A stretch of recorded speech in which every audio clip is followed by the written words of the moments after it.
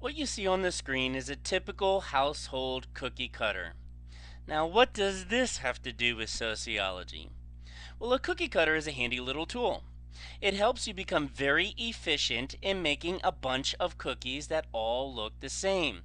You just press it in a dough over and over and over, and voila, you have dozens of identical cookies in no time at all. It also helps with something known as calculability. If you want a large quantity of cookies in a short period of time, the easiest way to do that is to ensure everything is the exact same.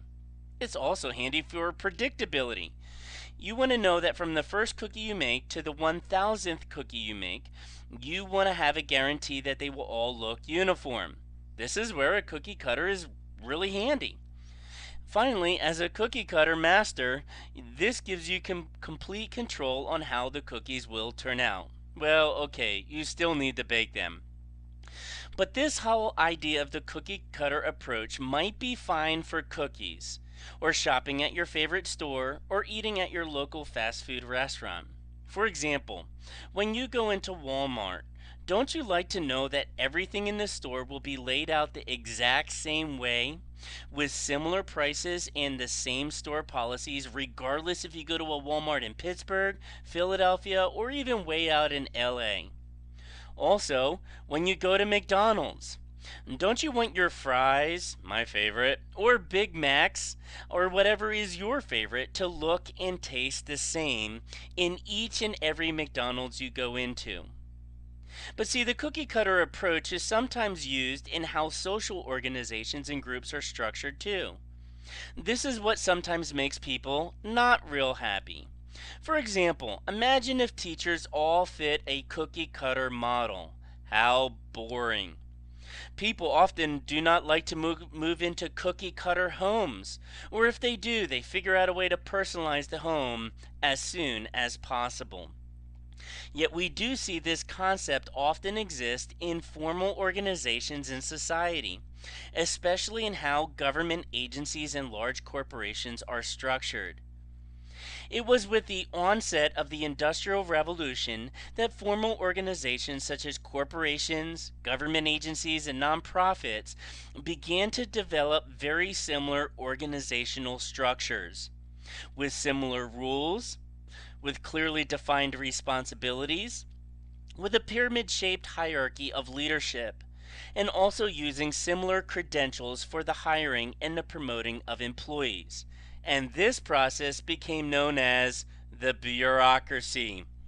It is this process that can make two different organizations involved in completely different tasks, like the work of United Way or working for waste management, or making completely different products like Apple or Ford, all look very similar in organizational structure.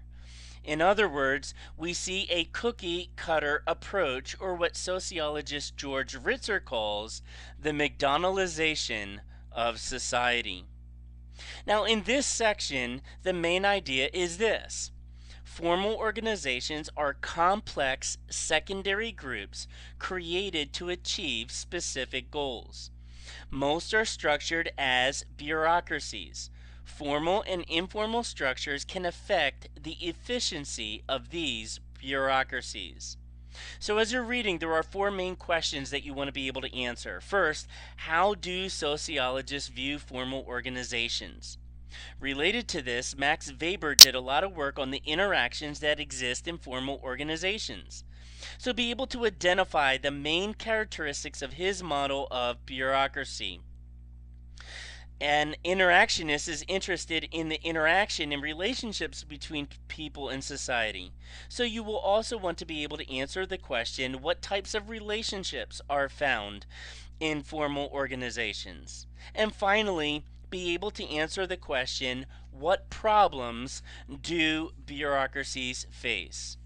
So to help you with this reading, I recommend that you use an organizer. In the middle of your page, draw a circle with the word bureaucracy written in it. Then make 5 circles that all connect to this center circle. Then list the 5 major characteristics of bureaucracy. For example, the first one would be rules. Now, to reinforce your understanding, make sure that you are jotting down some information that helps explain these 5 characteristics, and then personalize the chart. Now, what do I mean by that?